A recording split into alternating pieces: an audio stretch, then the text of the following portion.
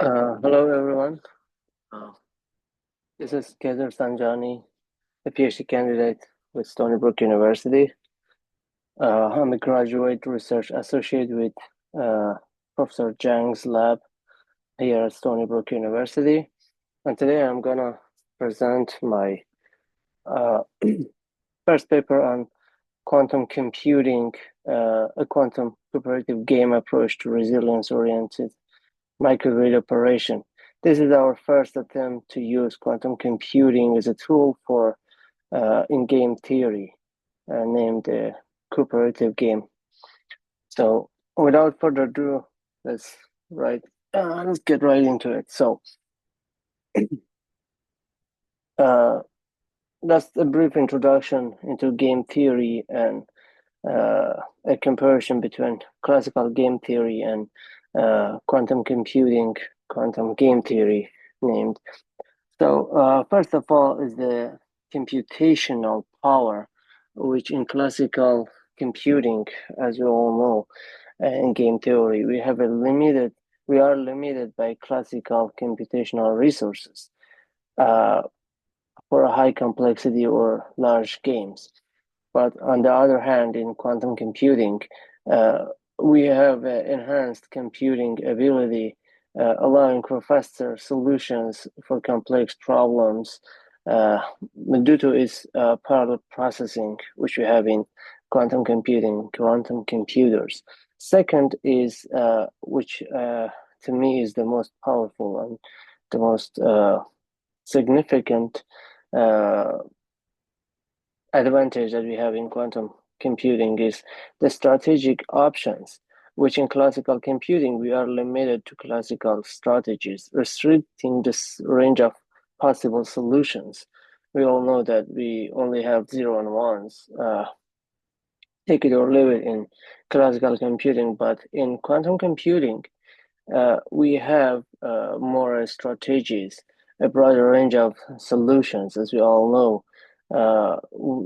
based on the uh, superposition state, we could have uh, zero and one on anything in between. So this expands the broad. This gives us a broad range of solutions, which is a significant advantage. And the last but not least, coordination and communication. So this is also significant in classical computing. There is no the coordination on classical communication uh, can be less efficient, meaning that we cannot guarantee or we cannot have direct communication between the participant of the game, a game. So this is why in classical game theory, in classical method, we deal with the assumptions most of the time. So we consider some assumptions that they have some like communication or this and that. But in quantum computing, on the contrary, we have entanglement which enables efficient coordination and communication between like participants in a game. This is also significant. So there are some other advantages and like different differences between classical and quantum computing, but they're not that significant, and I ignored them here. So uh, here, let's start by quantum computing. Talk about more about quantum computing, as we all have some background on classical computing. So in quantum computing, we have, uh, as has been like mentioned in papers in the past decade, we have it has been like proved in so many papers that we have exceptional speed ups. Not in all cases, but in some cases, in some methods, we also have parallel processing capabilities, as I mentioned, which helps with the like speed and ability of quantum computers to handle more complex problems that in some cases is not possible in classical computers. Third, efficient complex solution simulations again. And last but not least, advanced optimization techniques, which comes from the advantages of quantum computing that we can deal with like complex problems, and we also can have some advanced optimization techniques. So let's get right into our problem here. So our problem formulation is like a not complicated one to explain the problem clearly. So we have an objective function, which is basically includes two terms. First is the load shedding, and second is the penalty. So the objective term is, as you see here, the second term is the load shedding minus the sum of the provided, the compensated loads. If the whole load shedding is being compensated by the other microgrids, the other participants that are supposed to like cover that load shedding, we will be having zero L or penalty factor. So that would be the ideal situation.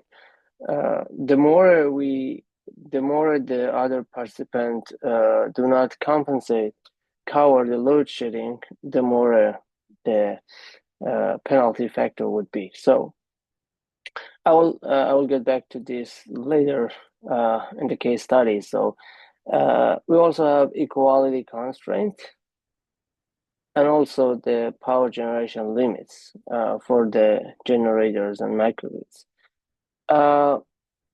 So for quantum computing, for those who are have been previously introduced to the quantum computing era, so we all know that we have to switch the formulation and embed it into a quantum computing formulation. So here we all see that how we exchange the classical formulation into a quantum computing, a quantum formulation.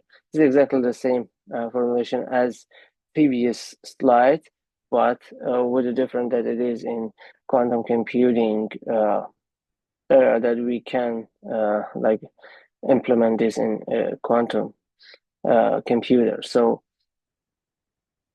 next, we have a small chart that how this quantum computing and our method works. So this is a basic and a small example of 4 qubits. We have qubit 0, 1, 2, and 3, 4 qubits.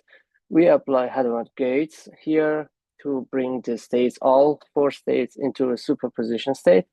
Second, next we have entanglement. So in that Hadamard gate, in that Hamiltonian that we in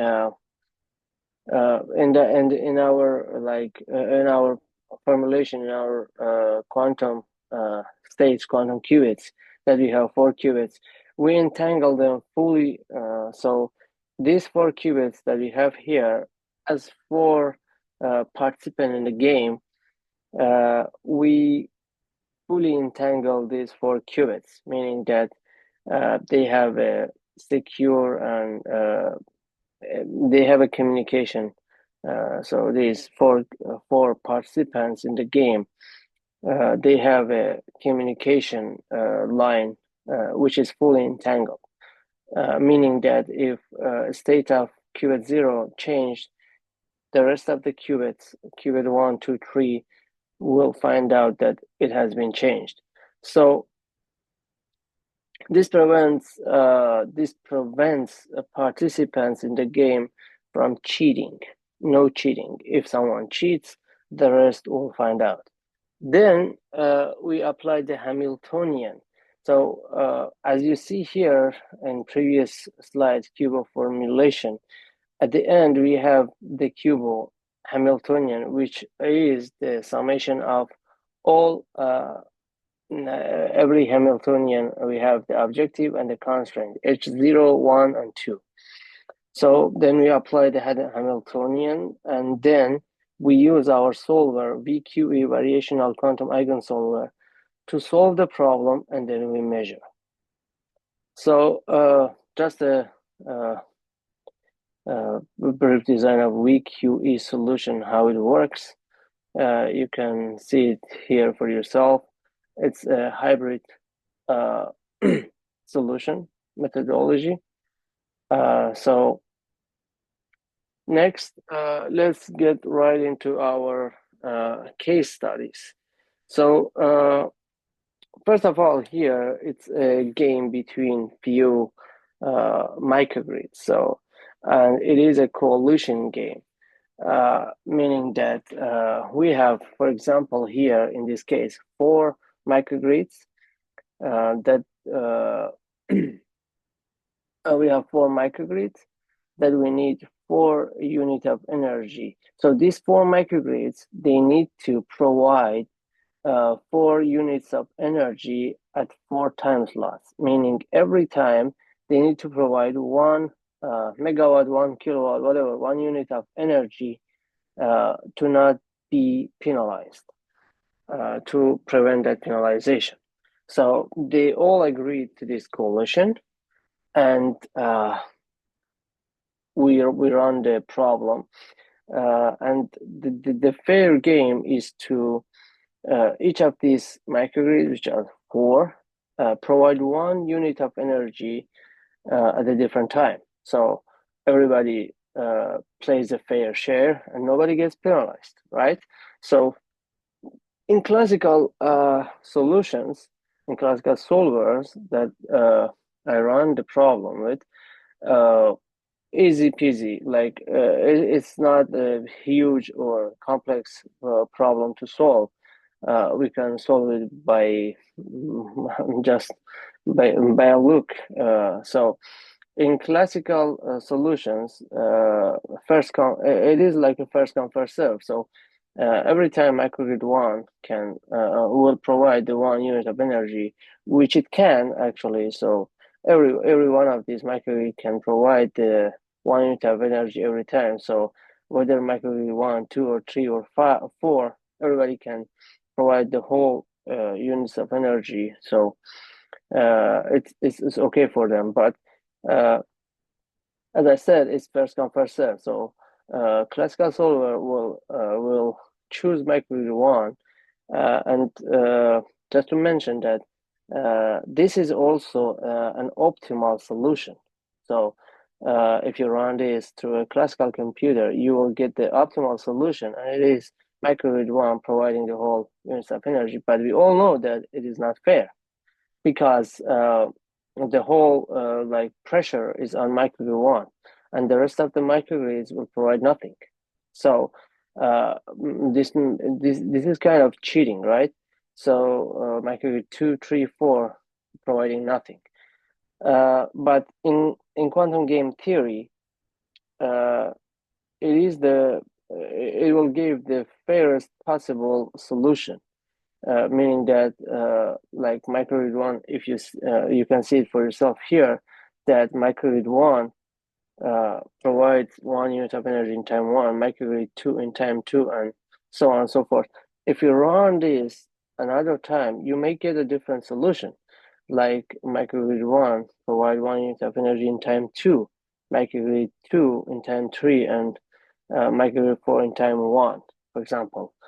We have different set of solutions that all of them are optimal and all of them are fair, right? So it's 1 unit of energy. So for microgrid 1, whether provided in time 1 or in time 4, 2, 3, doesn't matter, as long as every microgrid provides 1 unit of energy at one time. So this is one of the solutions that it is a fair fairest and classical, and it is optimal. So this is the basic.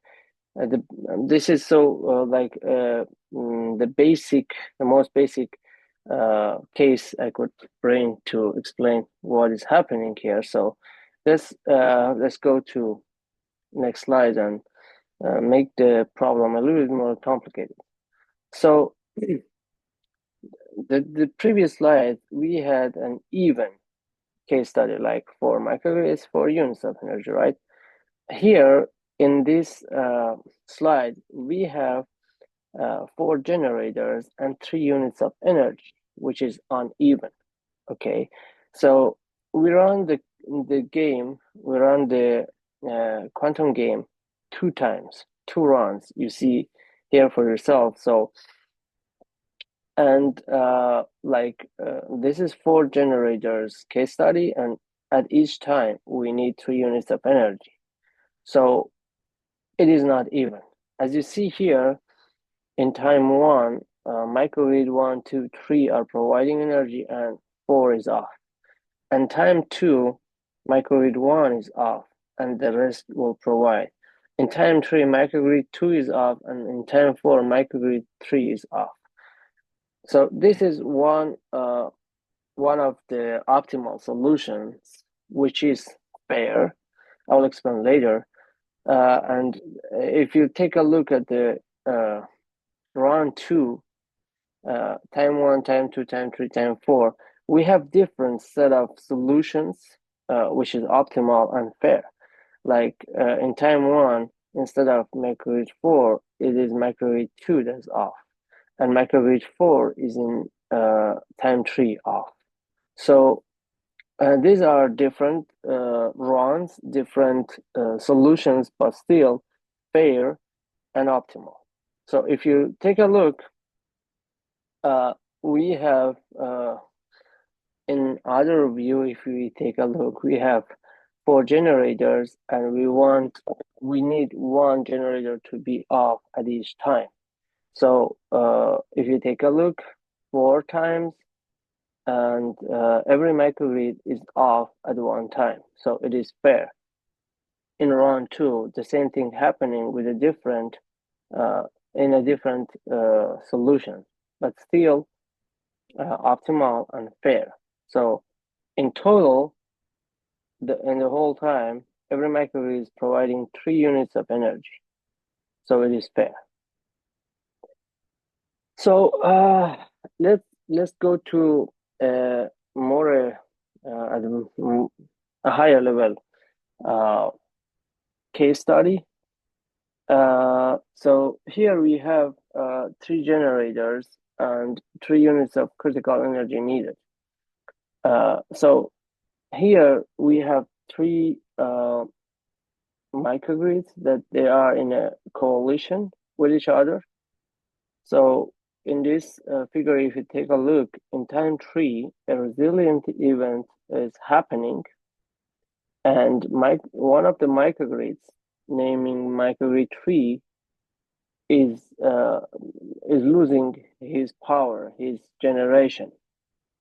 So, and the critical load is 3 megawatt or 3 units of energy that microgrid 2 and microgrid 1 have to compensate to not getting penalized based on the coalition.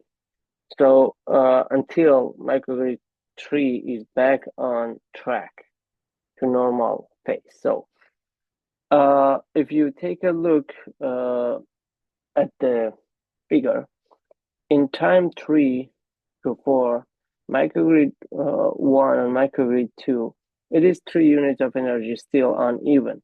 So they cannot provide like equal numbers, like 1 unit, 1 unit. So one of them has to be 2, one of them has to be 1. So in the first time, microgrid 1 is providing 2 units of energy, and the second time, microgrid 2 is providing 2 units of energy. So in these 2 hours that they need to provide, like before restoration of microgrid 3, it is uneven. They're providing a fair share. And in the second 2 hours, the same thing is happening until we get to the fifth time that microgrid 3 is now has full loads with the help of microgrid 1, 2, and what he has back. And then in this the next time, so the thing is interesting here. In the time 8, microgrid 3 has is getting to remove the need for 3 units. It has some need for 2 units, and time 9 1 unit, and then none. So here, up to here, in these 4 times, it is an equal thing, a fair share for the micro 1 and 2. Here, it gets interesting that it's just one time that we need 3 units, and microgrid 1 providing 2, microgrid 2 providing 1. The next time, again, microgrid 1 providing 1 unit, and microgrid 2 1 unit again. And the last time that we need 1 unit is for microgrid 2.